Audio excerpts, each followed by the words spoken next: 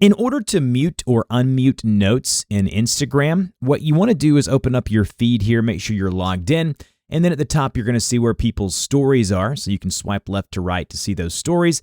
Tap into the account that you want to mute or unmute the notes for. So for me, I'm going into the PlayStation account here, and you're going to see the normal stuff on their account. Go ahead and tap in the following or the drop down there where it says following or follow, and you should see an option here that says mute. So if we tap into mute there, you'll see an option on the next slide that says post, stories, notes, and notes on posts and reels. So if you just go ahead and enable that there, it's going to mute notes. And then you can even go ahead and come back here if you want at a later date and you're like, no, I kind of want to see those notes, and you can tap again to unmute. And then if you want to do just the notes on the posts and reels, then you just do the bottom option there that says that option. That's it. That's how you mute and unmute notes on Instagram. If you have any questions, put those in the comment section below. If this helped, like, share, and subscribe, and I'll see you guys in the next video.